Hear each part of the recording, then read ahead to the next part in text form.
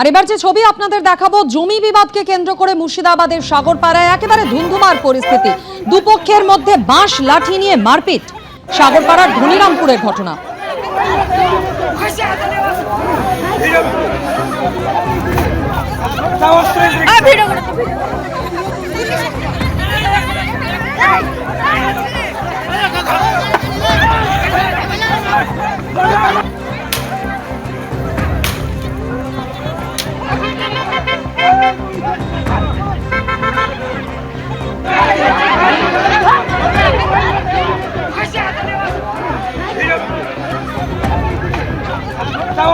মুর্শিদাবাদের সাগরপাড়ার ঘটনা। বাঁশের বেড়া দিয়ে জমি দখলের চেষ্টার অভিযোগকে কেন্দ্র করে উত্তেজনা ছড়ায়। পুলিশ গিয়ে পরিস্থিতি নিয়ন্ত্রণে আনে। আটক করা হয়েছে দুপক্ষের মোট 4 জনকে।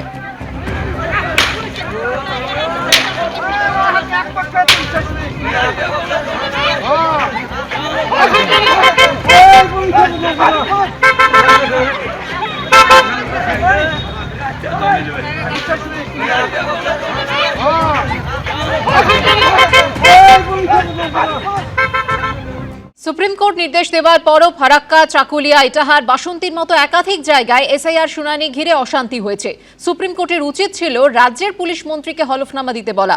ঘণ্টাখানিক সঙ্গে সমান অনুষ্ঠানে মন্তব্য রাজ্য পুলিশের প্রাক্তন এডিজি নজরুল ইসলামের। 3 সপ্তাহ আগে সুপ্রিম কোর্টকে নির্দেশ দেওয়ার কোনো দরকারই ছিল না, কারণ সংবিধান অনুসারে law and order state subject এবং সেটা মেনটেন করার দায়িত্ব পুলিশের এবং ডিজি পুলিশের সর্বোচ্চ পদাধিকারী। অতএব সুপ্রিম কোর্ট যে নির্দেশটা দিয়েছিল সেটা দেওয়ারই দরকার ছিল না, ডিজিপির আগে করা উচিত ছিল। অর্থাৎ রুটিন কাজ, আপনি বলছেন রুটিন কাজটাই করা হয়নি। হ্যাঁ, এ ব্যাপারে কোনো সন্দেহ নেই, কিন্তু দেখার এইটাই যে সুপ্রিম কোর্ট নির্দেশ দেওয়ার পরও দেখুন, আপনি ফারাক্কার দিকে তাকান, চাকুলিয়ার দিকে তাকান, ইটাহারের দিকে তাকান, কুলতলির দিকে তাকান, বাসন্তীর দিকে তাকান, তারপরে বাদুড়িয়া দেখুন। তার মানে সুপ্রিম কোর্ট নির্দেশ দিয়েছে, সংবিধানে লেখা আছে, কিন্তু পুলিশ সে কাজ করছে না। তো সেই অবস্থায় তার কাছ থেকে এফিডেভিট চাওয়া হচ্ছে। আমি বলবো সুপ্রিম কোর্টের উচিত ছিল এটা রাজ্যের পুলিশ মন্ত্রীকে এফিডেভিট দিতে বলা, কারণ আইনত ডিজিপি মানে অপারেশনাল ইন্ডিপেন্ডেন্স থাকলেও এ রাজ্যে প্রশাসন এমন হয়েছে যে পুলিশের লোকেরাও পুলিশ মন্ত্রী যা বলেন তার বাইরে কিছু করতে পারেন না। অতএব যে হলফনামা দিতে বলা হয়েছে আমি খুশি, কিন্তু সেটা যদি পুলিশ মন্ত্রীর নামে বলা হতো তাহলে অনেক বেশি এফেক্টিভ হতো। এসআইআর হবেই, বাধা বরদাস্ত নয়, স্পষ্ট জানিয়ে দিল সুপ্রিম কোর্ট। এসআইআর হবেই, এটা সব রাজ্যকে বুঝতে হবে। যে কোনো নির্দেশের প্রয়োজন হলে আমরা দেব। এসআইআর মামলায় কড়া পর্যবেক্ষণ সুপ্রিম কোর্টে। এসআইআর শুনানিতে তাণ্ডবে নিষ্ক্রিয় পুলিশ, ডিজিপিকে শোকজ করে হলফনামা তলব। স্ক্রুটিনিতে আরো 7 দিন। 14ই ফেব্রুয়ারি নয় চূড়ান্ত তালিকা। চূড়ান্ত তালিকা প্রকাশ হবে 28শে ফেব্রুয়ারি। চূড়ান্ত সিদ্ধান্ত নেবেন ইআরও রায়। ইআরও এই আরোদের সাহায্যকারী হিসেবে থাকবেন মাইক্রো অবজারভাররা। নাম বাদ নিয়ে চূড়ান্ত কোনো সিদ্ধান্ত নিতে পারবেন না মাইক্রো অবজারভাররা। স্ক্রুটিনির সময়সীমা আরও 1 সপ্তাহ বাড়ানোর নির্দেশ দিয়েছে সুপ্রিম কোর্ট। সুপ্রিম কোর্ট গতকালই নির্দেশ দিয়ে দিয়েছে যে এসআইআর হবেই এবং সব রাজ্যকে সেটা বুঝতে হবে। সেই সঙ্গে সুপ্রিম কোর্টের তরফ থেকে নির্দেশে এও জানানো হয়েছে যে চূড়ান্ত সিদ্ধান্ত নেবেন ইআরও রায়। ইআরও এই আরোদের সাহায্যকারী হিসেবে থাকবেন মাইক্রো অবজারভাররা। নাম বাদ নিয়ে চূড়ান্ত কোনো সিদ্ধান্ত নিতে পারবেন না মাইক্রো অবজারভাররা। স্ক্রুটিনির সময়সীমা আরও 1 সপ্তাহ বাড়ানোর নির্দেশও দিয়েছে সুপ্রিম কোর্ট।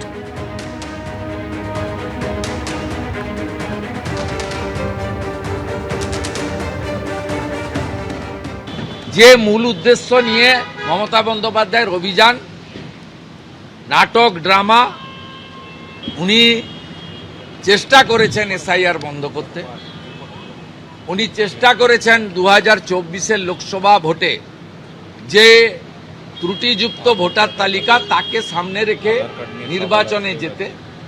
সেই উদ্দেশ্য তার এখন সফল হয়নি বলে আমার মনে হয়েছে। মাইক্রো অবজারভারদের তার যে পাওয়ার এবং ফাংশন ইলেকশন কমিশন বলেছে, কার্যত এরা ওয়াচারের ভূমিকা নিয়েছেন, কিন্তু আমাদের আরপি অ্যাক্ট অনুযায়ী নাম তোলা বা খারিজ করার কমপ্লিট পাওয়ার ইআরওদের হাতে। ভুয়া যেগুলো মানে সন্দেহজনক তাকে আপনি অ্যাকসেপ্ট করেন, সেক্ষেত্রে ইআরওদের বিরুদ্ধে আমরাও ফাইনাল ভোটার লিস্ট বেরোনোর পরে কোর্টে যেতে পারি। এই যে ৮৫০০ অফিসারের নাম গ্রেড বি অফিসার্স, যে নাম আমরা দিয়েছিলাম, মানে রাজ্য সরকার দিয়েছিল, সেই ৮৫০০ জন অফিসারকে মাইক্রো অবজারভার হিসেবে ব্যবহার করার জন্য কাল বিকেল ৫টার মধ্যে সবাইকে ইআরওর কাছে রিপোর্ট করতে হবে, এবং ইআরওর কাছে রিপোর্ট করার পর ইলেকশন কমিশন তাদের যে ডিটেলস মানে দেবে বায়োডাটা, সেটা দেখে ডিসাইড করে নেবে কাদেরকে অ্যাপয়েন্টমেন্ট করবে কি করবে না। এই যে এন্টায়ার প্রসেসে ERO is the final authority to take decision. Decision only will be taken by the ERO, not by any other person. এবং আগে যে ডকুমেন্টগুলো বলেছিল যে 13টা ডকুমেন্ট প্লাস এলো অ্যাডমিট কার্ড, এই 14টা ডকুমেন্ট, এই 14টা ডকুমেন্টের মধ্যে একটা ডকুমেন্ট থাকলে সেই ডকুমেন্টকে অনুযায়ী তাদের নাম ক্লিয়ার করতে হবে। এই যে হিয়ারিংটা এখন আরও 7 দিন বাড়িয়ে দেওয়া হলো। যারা